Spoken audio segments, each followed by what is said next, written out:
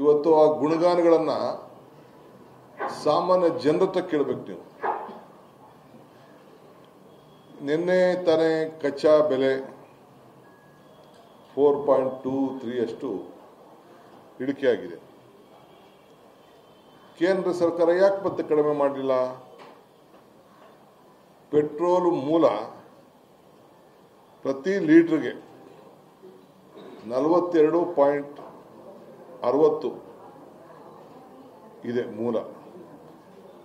ಬರೀ ಟ್ಯಾಕ್ಸ್ ಎಲ್ಲ ಜಾಸ್ತಿ ಹಾಕ್ಬಿಟ್ಟು 103 ರೂಪಾಯಿಗೆ ಈಗ ಮಾರಾಟ ಮಾಡ್ತಾ ಇದ್ದಾರೆ. 1 ಲೀಟರ್ಗೆ 60 ರೂಪಾಯಿ ಅಷ್ಟು ಲಾಭ ಅವರಿಗೆ ದೊರೀತಾ ಇದೆ.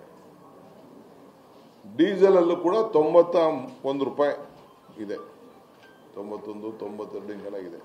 ರೀ, ಇನ್ಮೇಲೆ ಮನೆ ಕೆಲಸಕ್ಕೆ ಹೆಲ್ಪ್ ಮಾಡ್ಬೇಕು ನೀವು. ಯಾಕೆ ನಿಂಗೆ ಎಲ್ಲರ ಕೆಲಸ ಸಿಗ್ತಾ? ಕೆಲಸನ ನೋವೇ, ನಾನೇ ಬಾಸ್ ಆಗ್ತೀನಿ. ಬಾಸ್? ಅದೇಗೆ? Boss wall.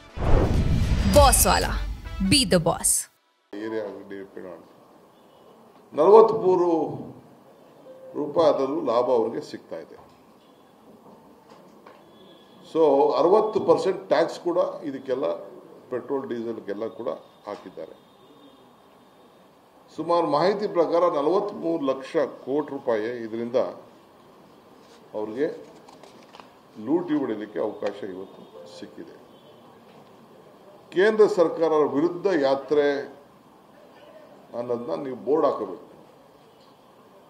ಹೇಳಿ ನೀವು, ನಾವು ಹಾಲನ್ನ, ರೈತರ ಬದುಕನ್ನ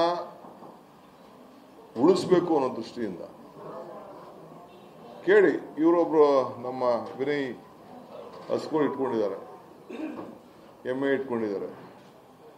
ಬೂಸಾ ಬೆಲೆ ಎಲ್ಲ ಯಾಕೆ ಕಡಿಮೆ ಮಾಡಿಸೋಕ್ಕಾಗಲಿಲ್ಲ? ಇಂಡಿ ಬೆಲೆ ಯಾಕೆ ಕಡಿಮೆ ಮಾಡಿಸೋಕ್ಕಾಗಲಿಲ್ಲ? ಎಲ್ಲ ನೀವೇ ಎಲ್ಲ ಬೆಲೆಗಳನ್ನ ಜಾಸ್ತಿ ಮಾಡಿಸ್ಬಿಟ್ಟು ಈಗ ಬೇರೆ ರಾಜ್ಯಗಳಿಗೆ ನಮ್ಮಲ್ಲಿ 42 ರೂಪಾಯಿ, ಕೇರಳ 52,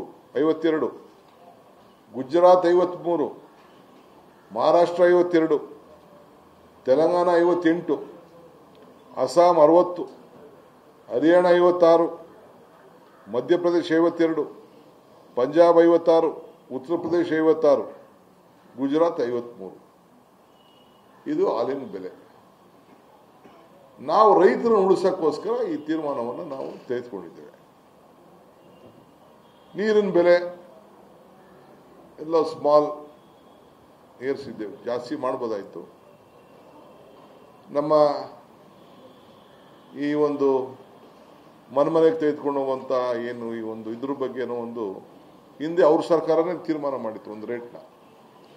ನಾನು ಮೊನ್ನೆ ನೋಡಿ ಅದನ್ನು ಪರಿಶೀಲನೆ ಮಾಡಿ ಸ್ವಲ್ಪ ಇಳಿಸಿದ್ದೀನಿ. ನಾನು ಇಷ್ಟು ಮಾಡೋಕ್ಕೆ ಹೋಗಬೇಡಿ, ಈ ಒಂದು ಕಚ್ಚಾ ಸಾಲಿಡ್ ವೇಸ್ಟ್ನ ತೆಗೆದುಕೊಂಡು ಹೋಗೋಕ್ಕೆ ಅಂತೇಳಿ ಒಂದು ಮಿನಿಮಮ್ಗೆ ಅದರಲ್ಲೂ ಕೂಡ ಬಡವರಿಗೆ ಉಳಿಸೋ ರೀತಿಯಲ್ಲಿ ಮಾಡಿದ್ವಿ.